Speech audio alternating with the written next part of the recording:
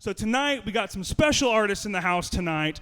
Give a warm welcome to Ciara Haskett and Caleb Hawkins. Ciara Haskett is going to bring her wonderful, soulful folk sounds to this glorious stage tonight. And then Caleb Hawkins is bringing his premier indie fiddle playing here to the A-Town Center tonight. I just want to spread my wings and fly.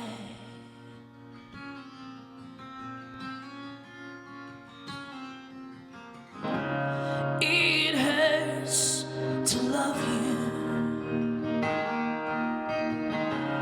It hurts to love you.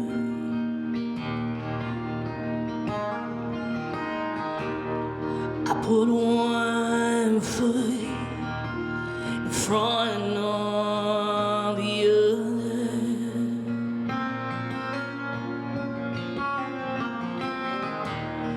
I'm gonna get through the day either way.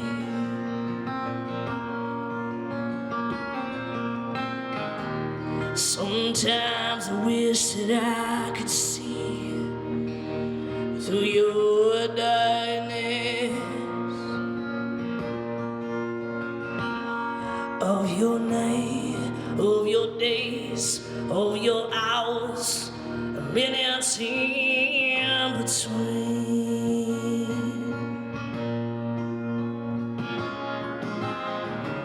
I was so patient. I would have broken my back just to save you. I am tired, I am tired, I am tired of loving you.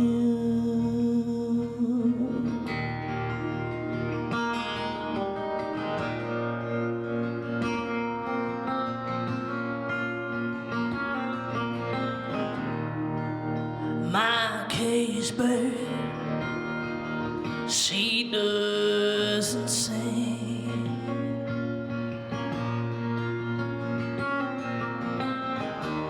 She's afraid of everything.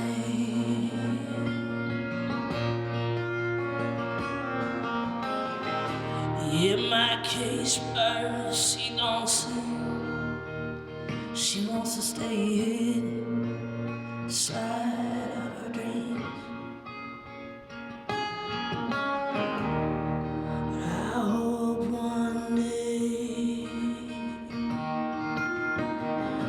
you will fly away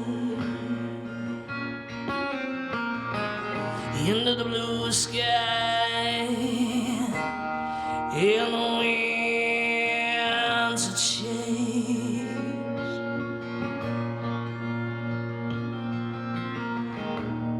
'Cause I know you can sing. Oh, I know you can sing. It's only you who clipped your wings.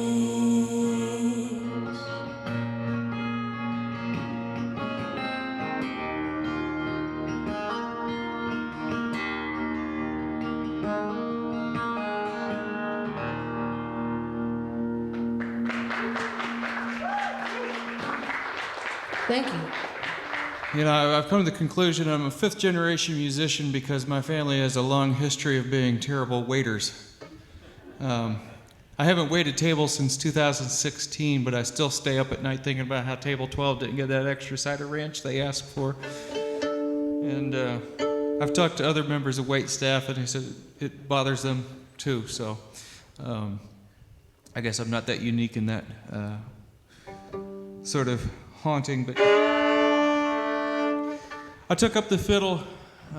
It was the day after 9/11, and I was at a flea market, and I'd wanted to play my whole life up to that point, and one just happened to kind of fall in my path that I could afford that day, and I never looked back. And So anyway, this is called Music Man.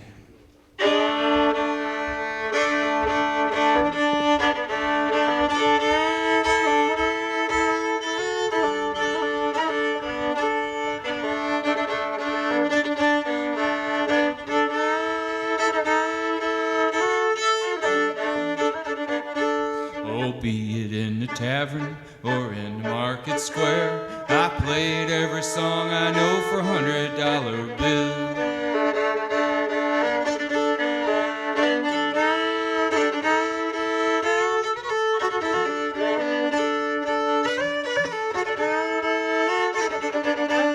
For music is a way of life I've come to enjoy. If I wasn't a music man, I don't know what I'd be.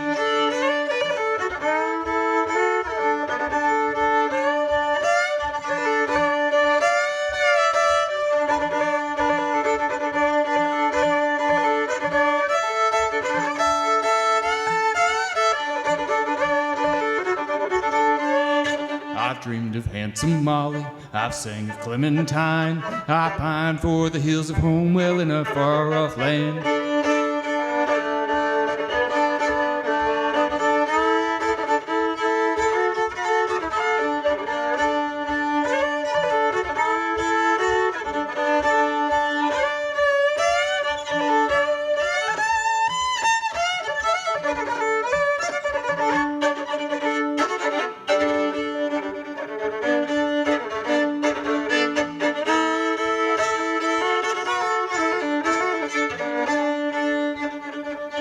Now I have picked the banjo, I've strummed the old guitar, I've fiddled till my fingers burn to the tune of Soldier's Joy.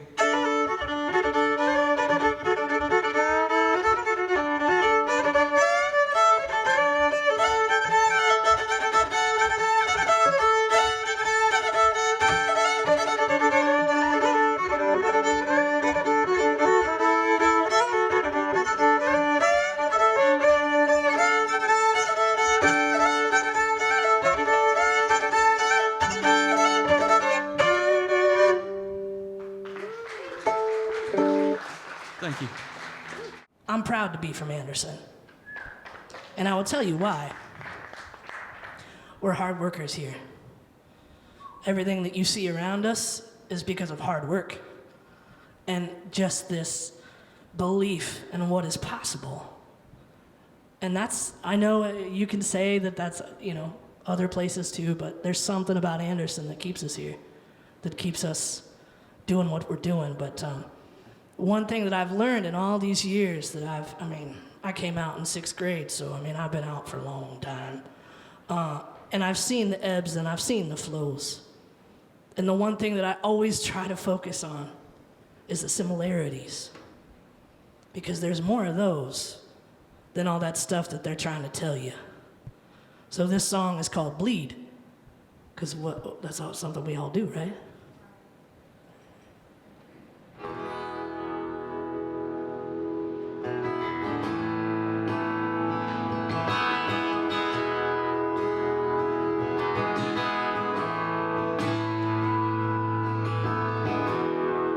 I can feel the disguise when you look at me.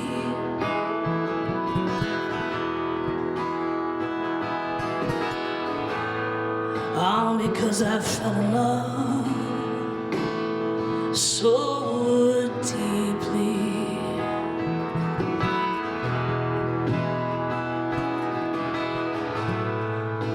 We ain't so different, you and me.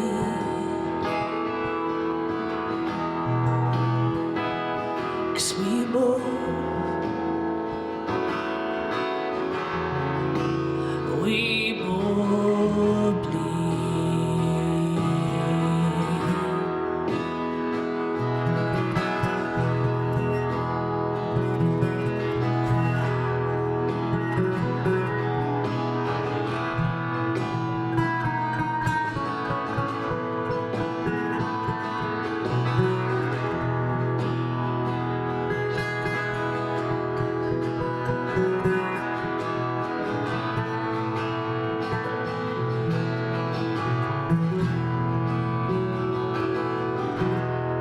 I see your son sitting next to you in the passenger seat. And I pray that his life is filled with joy, peace, and ease.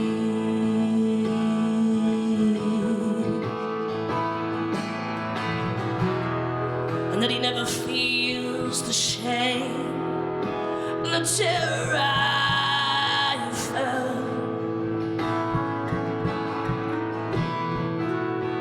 from the folks not so different from myself. Couldn't see, I couldn't see the similarities.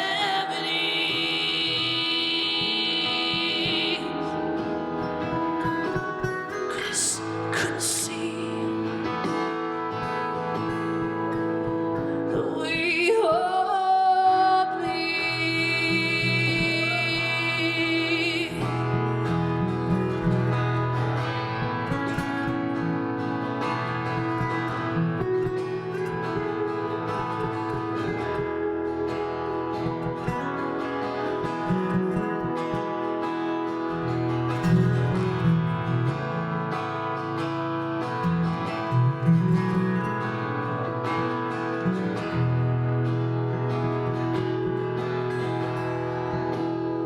You see, kids are so resilient. They're just big blank slates. Till you teach them pain, till you teach them hate, and the trauma, the pain that brings.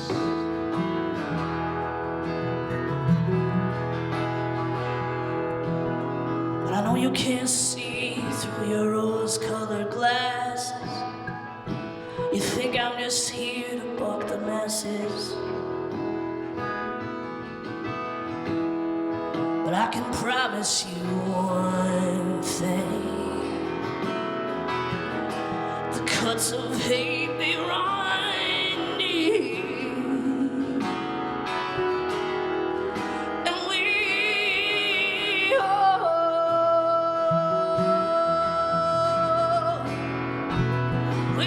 all bleed. And so in my head I was thinking about, when is the time that we're all on the same page? And what came to mind was when the Alexandria School Corporation got put on lockdown. And I watched all of the cops, and I heard all the sirens. I don't have kids, but oh my God, my heart was way down in my chest. I thought, in that moment, aren't we all the same? Just worried about our babies. They're just trying to get an education.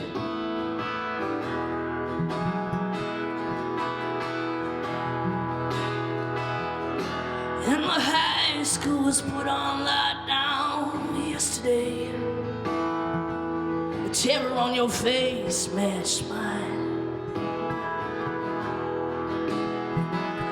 We were all stuck there in that moment,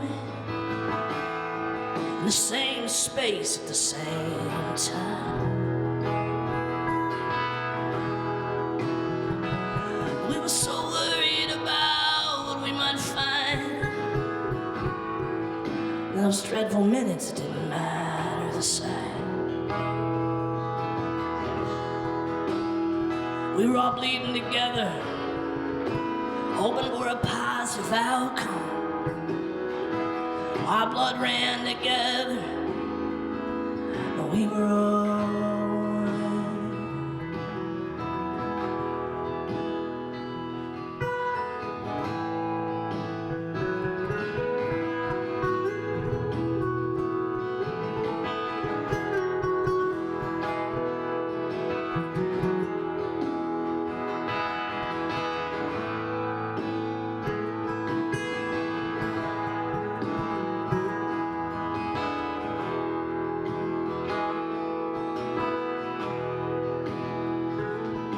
could only see all the places that we overlap, that our lives aren't determined by a flag or a red bucket.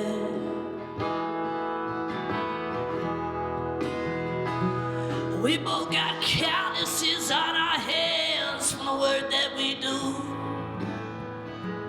breaking our backs just to keep on pushing through, to ensure that our families get the life that we want them to. We're not so different, we're not so different, me and you. Sweet home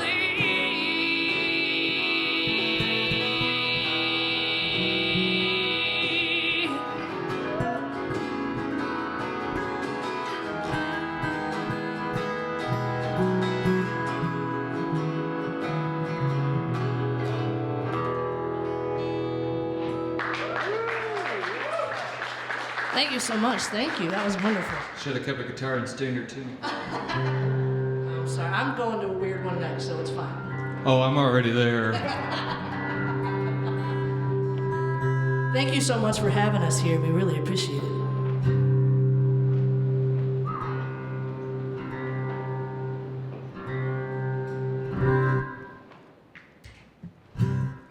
Well, I tried to work a day job once. And, a few trips into the HR lady's office to be informed that I was maybe being unfair to my coworkers about some things. I don't know. It's not my fault if I knew my job before I showed up. I ended up driving to the west side of Indy a lot on 70 as they were deciding to tear it up again for no apparent good reason. 6 weeks of watching the same stretch of road torn up, going in at sunup, coming home at sundown, never seen anybody ever make any progress in 6 weeks. I got stuck in traffic and wrote a song. So this is the result of an angry rant into my notes app.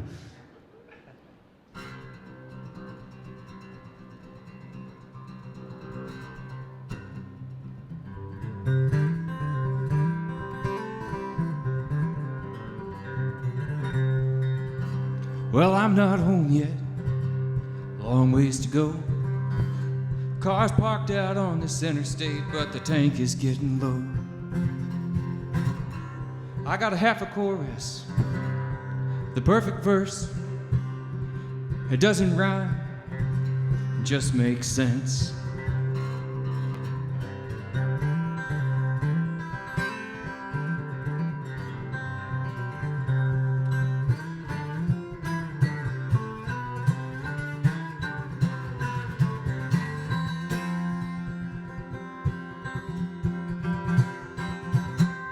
Painters paint, poets write, lovers love and liars leave, liars leave.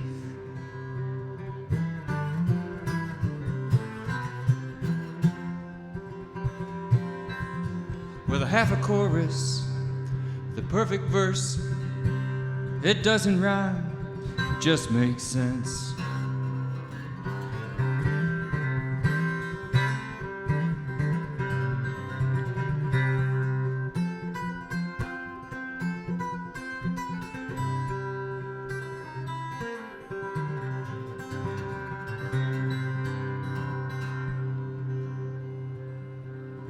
They say in life, we're only just as good as our regrets. Well, I've got a few.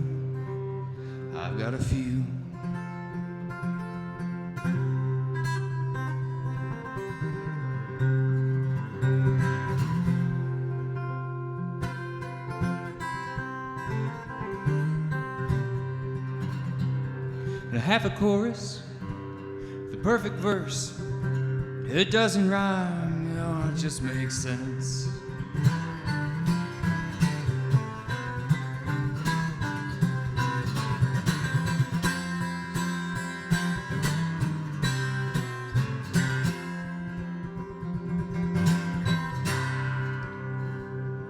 Oh, but I've been running for so long. I'm tired from my journey, and I see redemption like a light in front of me. Like a light in front of me.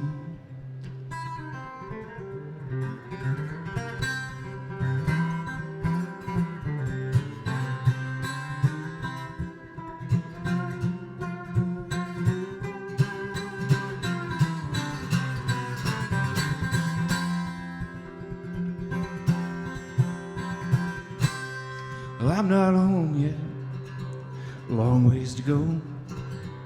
Car's parked out on this interstate, but the tank is getting low.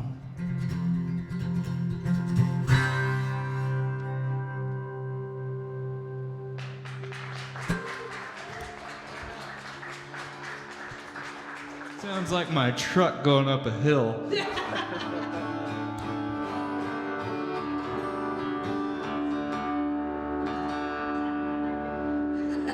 Well, we've all been there.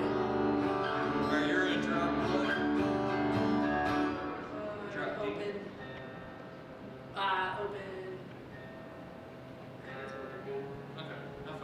Don't ask me no questions and I won't tell you no lies.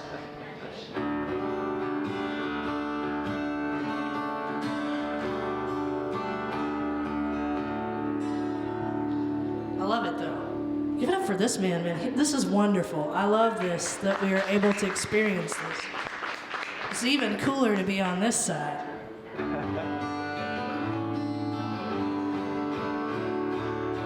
Well, you were mentioning the west side of Indy. I made that drive many a times. My girlfriend lives over there, and it's a perfect segue. You just keep setting it up for me, so I'm just going to keep getting into that. So I fell in love with a widow. And usually when I say that, people are like, oh, God. It's just a deafening silence, right? No one knows what to do when I say that.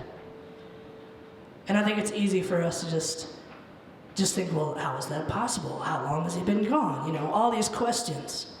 When really, it's just about love, right? When you love someone so much and they're gone, that doesn't mean that your love is gone.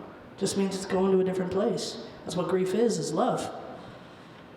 So I learned very early on what that meant for me, what that meant for her.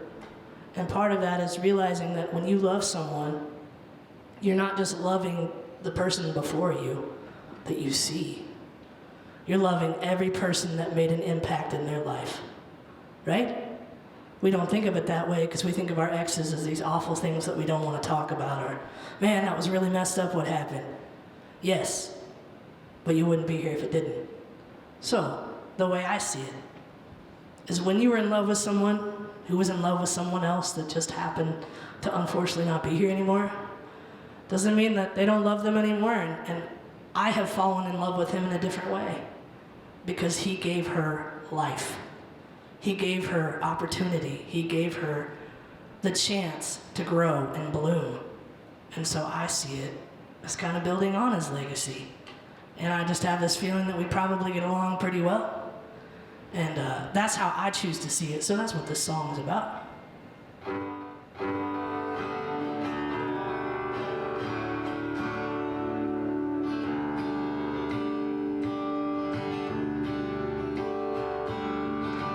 It's called Flooded River. And yes, I gave it to her before now so she wouldn't be a crying mess in the back.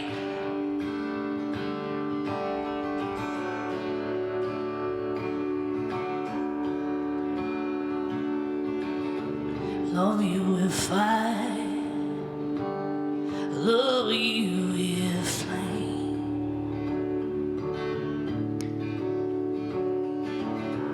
into your heart, carved his name.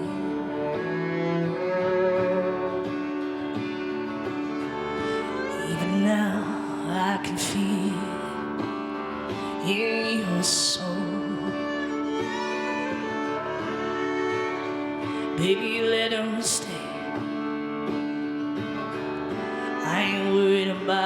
about it anyway.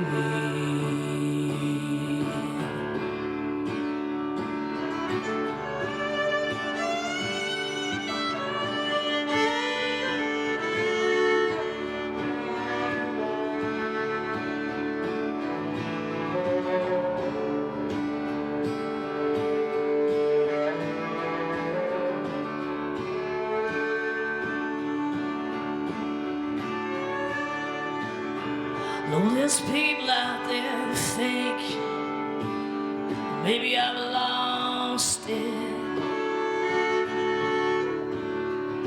saying it's okay for you to love someone else.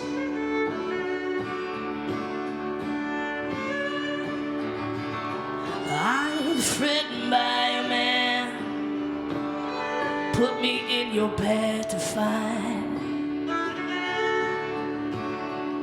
I ain't threatened by a man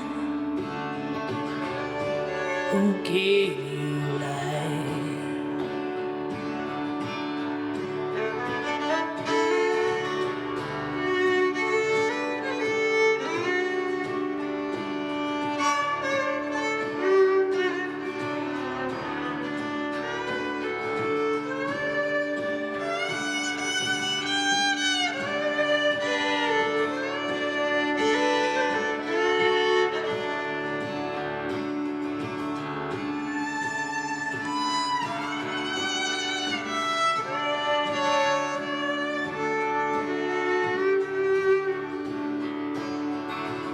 Sometimes I think about the conversation that we might have,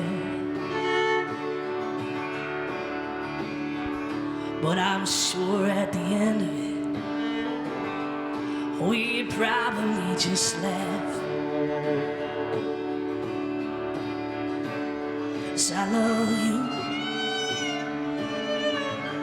You set you out for me.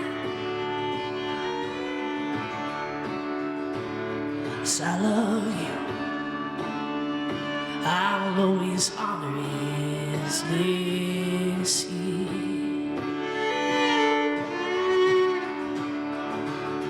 I don't pretend to know the pain that you feel with him.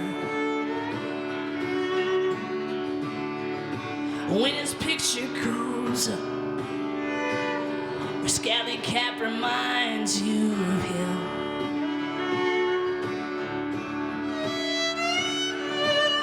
And I know that you love me. I can feel it in my bones. Ooh, I know what a love it is. Find someone that feels like home.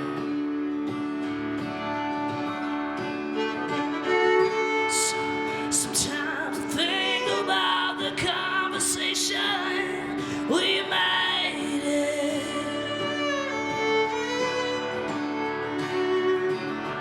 Funny joke he might say, I know that I would laugh. 'Cause I love you. He set you out for me. 'Cause I love you. I will always honor his legacy. So let him dance,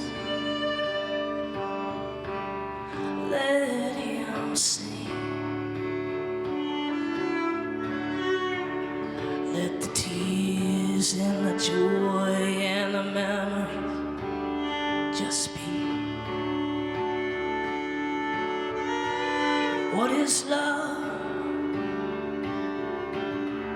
but an all-encompassing thing?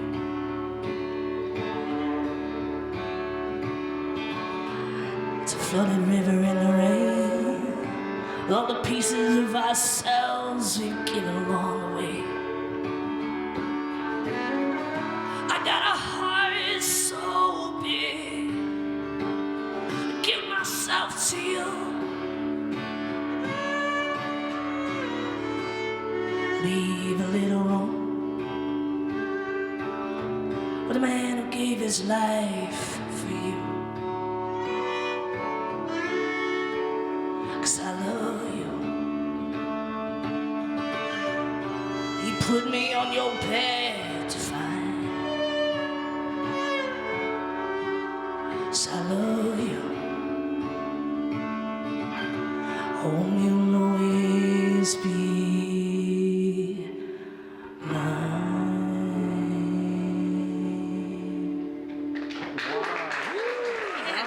First time playing with the fiddle, man.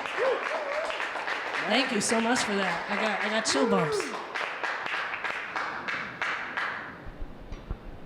All right, give another big round of applause to Caleb Hawkins, Ciara Haskett. You know, what's really cool about hosting events like this, each week is different, or month, I should say, because this is on the second Monday of each month. But just the command, I couldn't take my eyes off of either one of you guys. Command of the room, the chemistry, the riffing on Ciara, Caleb, was beautiful, adding more of just another layer to your wonderful music. Again, you're here at the Songwriter Night here at the A-Town Center. I'm your host, Hunter Knight. I would like to call this the A-Town Special. We're here to get everyone to form a unity, to jumpstart a better community and really blend artists from different areas. That we're here to kind of grow our community, especially here in Anderson. First question I got for you guys is kind of simple. Kind of get people to get to know you that haven't seen you guys perform before. Is what influenced you guys? What keeps you motivated to pursue music? And I'm not talking about famous musicians, but family, friends, folks in Anderson, or the indie community for you, Caleb, and the local music scene. You want this one first? Go for it. Well, I mentioned I'm a terrible waiter. Yeah. You know, I've learned after so many years of self-employment that I'm virtually unemployable. So, you know, this is kind of the only thing I've got going for me. So, you know, I freelance for various tech companies that mostly leave me alone and to my own devices day in, day out, and I play music where and when I can. And, you know, I've been doing this now for 20 years of my life, and I don't see an exit strategy forming, so... Gotta enjoy what you can. You know, 89 cents in my Spotify playlist, so I'm, you know, got that going for me. Big spender. Oh, I know, right? Yeah. I get another like 12 cents. I think I'll be able to get a Mexican Coke down at the bodega. So You'll be closer to Drake then, right? Yeah, He's the number one, I think. if I can land like a Spotify playlist, I might be able to buy the thick slice bologna. The kind that you gotta peel, right? Yes. Yes, I love that kind myself. Where you got to put the little slit in it before you can fry it. Oh, Yes. with some Musician stuff. I don't know. horseradish I mustard. know of two musicians in the audience, so I don't know. We may be going way into a whole other level of musical nerdery above your heads here. I'm sorry. So the same question goes for you, Ciara. What? Well, most of you know me. Like I said, this is my home. I started carrying around a guitar when I was 2, so I just can't imagine a life without it. And I always kind of wrote songs, but I was talking in preparation for this, because I don't like what you're hearing now. This is very rare. I never play originals. And part of that is because I view songs as diary entries. I don't know if that's how you see it. Like, I don't know if that's a normal thing. But for me, I write it out and I deal with it and it's gone. So that's what is so unique about this right now. But the fact that I'm doing this, we'll bring it back to Anderson, I promise. The fact that I do it here is I see my granddad everywhere here, because he was over at Miller Huggins, and I spent a lot of time there when I was a kid. And Anderson, especially downtown Anderson, between, you know, growing up here and just playing all the local venues and meeting all the wonderful local people. I mentioned Ed Paul Fry. Levi and Sonia were so great to my friend Dennis when he came over from Italy. Like, he still talks about how wonderful they are. Anderson's just, there's just really cool people here. We're a really cool crowd, and, you know, I'm so lucky to play the cover circuit and have people that will come out and check me out. So it's just, I love you. So to riff on what you guys kind of both, yeah, yeah, go ahead, yeah.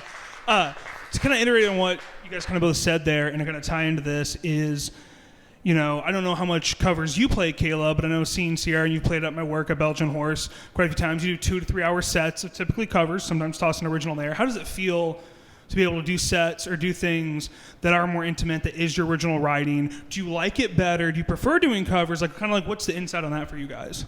I started out playing in a lot of venues where you weren't allowed to play covers because they didn't have like ASCAP BMI licensing. Those are expensive, let me tell you. Yeah, I've seen a lot of those venues get bullied. I actually had the opportunity to get the president of BMI in a room one time, and literally I backed him into a physical corner of the room and asked him, why are you beating up the small venues that hold less than 50 people that are the foundation and platform for young, unsigned artists to get a toehold? Mm-hmm. I said, I know you don't really care about the money because you're flying somebody in first class to go shake them down. So it's not like, you guys are lacking funds. You're literally hemorrhaging money to do this. But why? And the guy just kind of looked at me like, I don't got an answer. But in preference, I would prefer to play originals. As I guess I've done this longer and longer and longer. You get those gigs, or the ambiance gig where you're just the background noise in a crowded bar full of strangers. And sometimes it's easier to play a cover knowing that you're going to get pretty much ignored and rejected by that audience, because at least if they reject the cover, they're not rejecting a piece of your own art. So you can play like a Johnny Cash song. Oh, they don't like Johnny Cash. Whatever. Who cares? And that way it's a little less personal. So when I get those sort of noise gigs, it's probably 80% covers. Okay. And what about you, Ciara? I love that you just touched on that, because I think that's something that people don't always understand, that these local venues that you guys, thanks for coming, but these local venues, they get bullied on the daily. Oh, they really do. And it's wild when you start hearing the stories of what these folks have to do just to have you out on a Friday or Saturday to play. So thanks for bringing that up, because I think that's something that people don't talk about. So I play, 98% covers. And for me, this is kind of like, this is an interesting concept, because I think there are musicians that are kind of like very hardcore camps in both. Music is so inside of me, and I'm lucky enough that I don't have to do it for a living. That's a big difference between me and a lot of other folks, is I have a 9 to 5. So it makes my life a little bit easier in that sense, that I don't worry about where my money's coming from. So when you see folks that are doing it for a living, please make sure to put all the tips in their jars, But I think music for me is such a part of who I am, that even when I play a cover, I don't play it the same way, and I don't play it the same way twice. If you come see me on a Friday, you're not going to get the same version on Saturday. Music for me is, if I have to think about it, I don't want to do it. And so that's how it is for me. And I've been kind of a stickler, and that's why I don't play a lot with other people either, because if you look at me and tell me something about a key, it's going to go right in one ear and right out the other. That's great, but for me, I want to feel it. If I don't feel it, then it doesn't matter. And I think that you feel covers and that you feel originals as well. It's just a different kind of feeling. Now, to riff on what Caleb said and kind of tie into what you said, Ciara, was, I get that when you play to a room, a lot of people at bars, you're the ambiance, you're the background filler.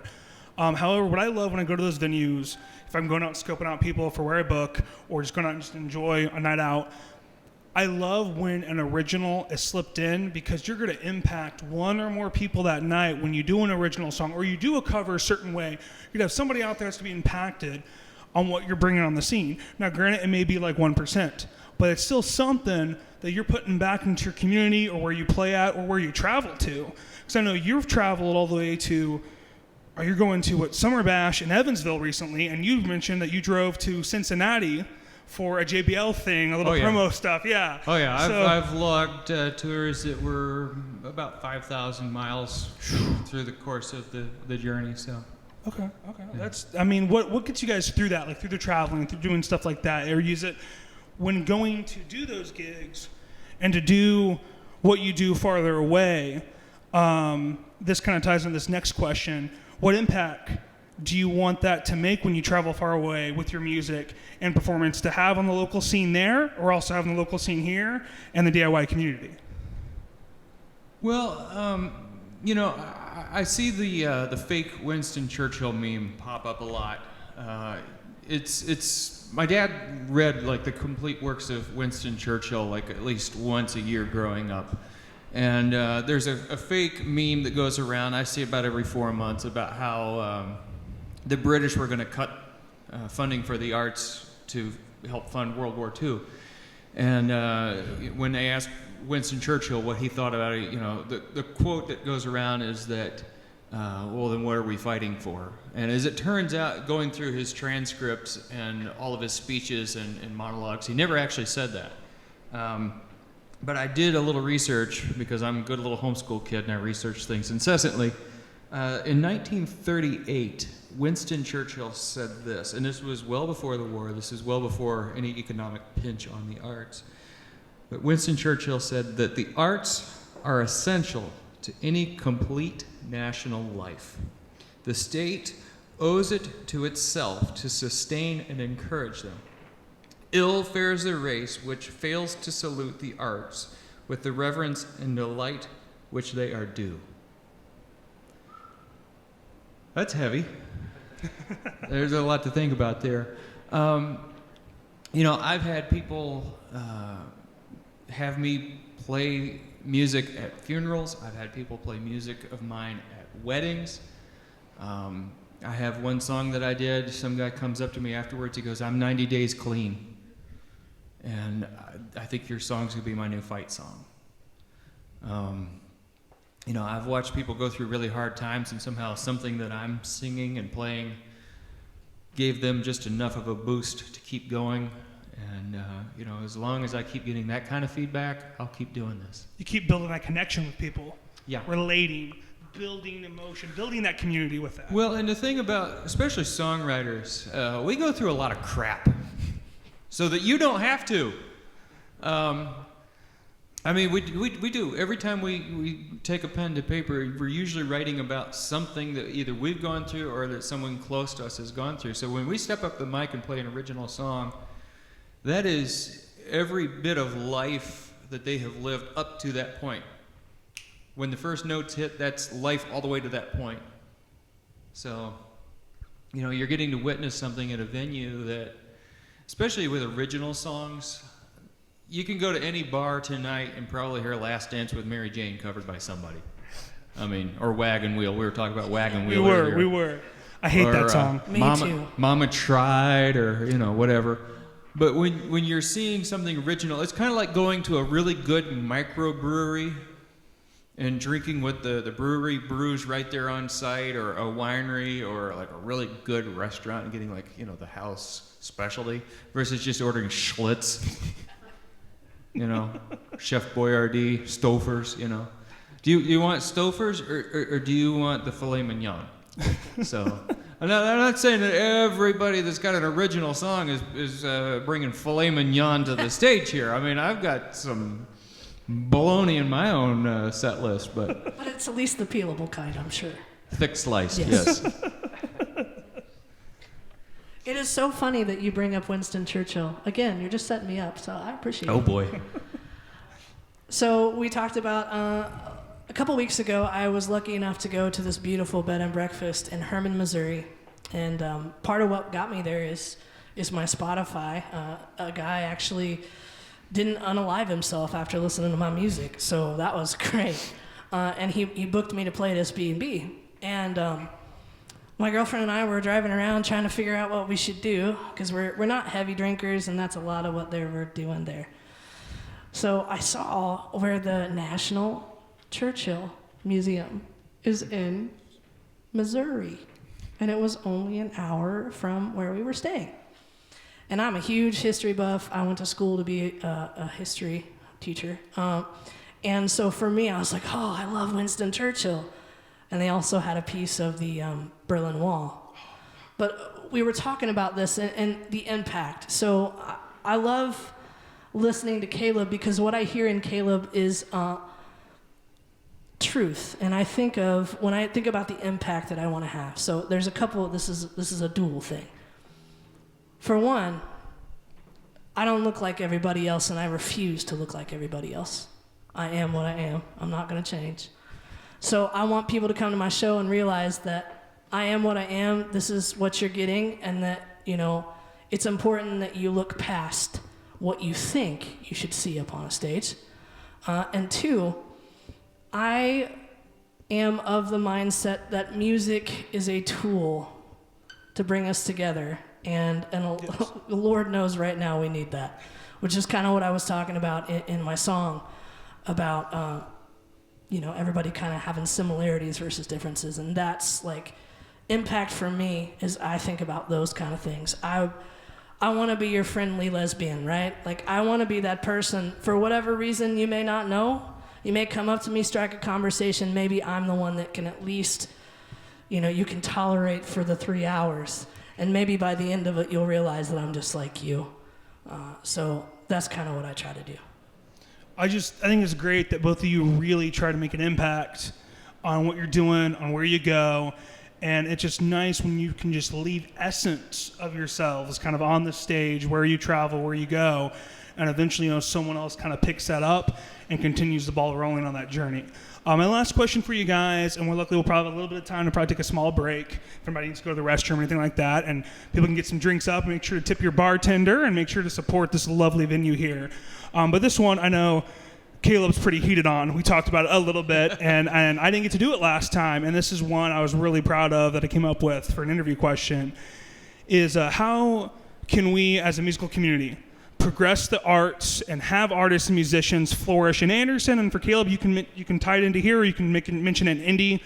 It's nice to kind of bridge the gaps between the two, because I want everyone in Indiana as artists to flourish. So what are your guys' thoughts on this here? Well, a rising tide raises all ships. And I can't believe how many times I see status updates on Facebook of people who drove clear across town because a new frozen yogurt stand opened up. But they won't go to a venue like less than 5 minutes from their house to go see a regionally or nationally touring act. Yet they'll spend like $200 on Morgan Wallen tickets or something. Oh, or, I don't know what Taylor Swift tickets are up to these days, but the thing is, if you put your money where your house is, you will raise the value of your house. Like Irvington, Indiana, which is about 15 minutes away from where I live, was at one point kind of the place that I got my toehold as a performing artist, because there was a coffee shop there that got beat up by BMI. Yeah. But they had live music there like probably 3 or 4 out of 7 nights a week. And that area, like the houses, are worth like 3 times what they were 15 years ago. It's the place to buy a house. Houses went from being worth like 60 grand to being worth like 280 grand. Because people put money where their house was. They came out to their local restaurants, their local establishments, and they made it the cool art scene to be in, and a place where there was something going on. So if you put money where your house is, of course, put money into your house. But if it would take, $500 to see a national act one time, that everybody around you is too drunk to remember what happened the next morning, if you take that $500 and parse that down to like $20 a week, you could see music at least one night a week of seeing some of the best local and regional acts in small venues that don't have like 5,000 people every time they sing a song. You don't have like the weird parking lot shuffle trying to get out, And you'd be launching the next generation of artists rather than just putting money into mostly Live Nation's pocket. A racist piece of crap, if we're going to talk about Morgan Wallen. Well, yeah. Let's not talk about Morgan Wallen. I try not to think about him too much. I get enough requests for his garbage. Me too. But in reality, though, I mean, seriously, if you put money where your house is, you're also going to raise the value of your own property, your own community, but you're also going to bring more people to you. If you are looking for a place as a touring artist, you know, the thing you're looking for is where are some venues that something's actually going on. Ooh, where's the action? So you go to like Google, you try to find places. And then if you find a place, you'll book there. Well, if there's more and more going on, you're going to see more artists. You're going to get exposed to more arts because there's something happening. There's something actually going on. I think the biggest thing I end with that is, you know, social media, no matter how much garbage we get from it and bad things that come from social media, when trying to build a community and really network with other artists, I have found Facebook to be beyond accessible and reach out people. When I ran a radio show back in the day in college, I did a lot of DIY stuff. I added myself to a lot of local DIY groups, Muncie Music Scene, DIY postings in Indy, Bloomington, all these other pages, and post about the show. Got tons of bands sending stuff in, playing music, you know, building those gaps and like just posting in those scenes. I still get posts today, and I'll comment on some if people are needing a place to play, or people message me, hey, Hunter, know venues in Indy? I said, absolutely. Give them a list of who to contact, and just making those posts in those groups. You know, you make a post and people see it on your page and I'm like, oh, that group's kind of cool. Let me follow that, get into that, and start seeing kind of what's out there. Because when you Google venues and things, even smaller places and some small businesses, sometimes they're not as inept to handle social media to where you go to their website or Google, you don't know that they do live music. But if you go onto Facebook or see artists or things post about it, you'll see more of a deep dive into the scene. And that's something, too, that I feel like we should, as members of the audience, but also musicians, we should be putting more pressure on the venues to actually do the marketing, because we're artists. We're not a marketing firm that you hire for $100 a night. You know, one of the greatest relationships of my career was built because a website actually had some honest to God like schedule, and it had my photo on there. And this guy was going out on a date with his wife. He was looking for a place to go, saw my picture, saw my bio on the place that he wanted to go out to eat website, because he doesn't live around here normally. And so he wandered in that night. He became one of my closest friends. So, you know, and I got to say, like, I saw what him and his wife were eating at this rather posh venue. That little post, I guarantee, just from his bill alone that night, paid for the time somebody spent, put my bio, copied and pasted off my website and my photo, and made all the difference that they needed right there with that one dinner guest. You know, and the place wasn't empty that night. So, you know, the venues do need to figure out how to step up a little bit and tell people, because, you know, especially now with the algorithm the way it is, whatever's going on with it, it's a lot harder to break through the noise than it was just 5 years ago. Because social media is making you pay a lot more for now, especially when you're a small business, especially when you're promoting yourself. Yeah, the sponsored ad thing, and it's just, play. They're making you basically pay now. It's like, oh, you've been getting traction, so we're going to make you pay now. And now it's just like, if you don't have the traction already from previous how Facebook ran, it's kind of, you're kind of shit out of luck sometimes, which is unfortunate. You know, and social media, you know, a wise man once said, don't build your business on rented land. So, you know, social media is fleeting. I mean, right now, just this week, we've got Threads just came out from Instagram. That's like making everybody leave Twitter en masse to go to Threads. And, you know, you get like 65 push updates to your phone an hour because so-and-so is just like finally logged in, created an account, and now they follow you. But then you look, they have no posts. Your feed is like nobody you know. But I think we're on, the verge of a big, massive shakeup. But, you know, if you have a hard time writing copy, there's things like ChatGPT that could write brilliant ad copy for your place if you're really going to be that lazy that you can't come out tonight and get hard lemonade and see a country band or whatever. Yeah. But that resonated, huh? But seriously, a lot of social media it seems to be like an afterthought, both with musicians and with venues and booking establishments and things like that. It is the front line, but a website is your piece of dirt. Yeah. That's your piece of ground. You can say what you want on there within a certain amount of reason before your web host will kick you off too. But there you can have an entire month's worth of stuff. So hey, I'm busy on Thursday night, but 2 weeks from now, I'm gonna grab the wife. We're gonna go out on a date. We're gonna go to so and so's place because they've got whatever. So your return on your investment is greater if you put it on your own piece of ground. That's very, very valid point to say. Now, Ciara, so what's your thoughts on this? Well, I might ruffle some feathers. If I haven't already. I love this. Well, can you see why I'm unemployable? Well, me and my mouth. Here's what I'm gonna say. There's some really, really great local businesses that are doing everything right.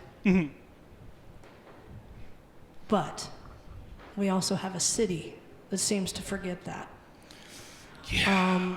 And an example that I will give, it affects me and it also affects Cultured Vine and also here. When you have a non-local band come in with a huge trailer and probably 3 trucks full of stuff on a first Friday, when all the local businesses around here thrive on that first Friday. Yeah. That bothers me a lot because Gordon Brooks was playing, I was playing. I don't know if anybody was playing here, but we had this wonderful first Friday. And actually talking about Anderson here. And I see so many people. It's wonderful that people are coming down, and I love that. I'm not taking away from that. I'm not trying to take away from that. But I think that there's a smarter way to do it.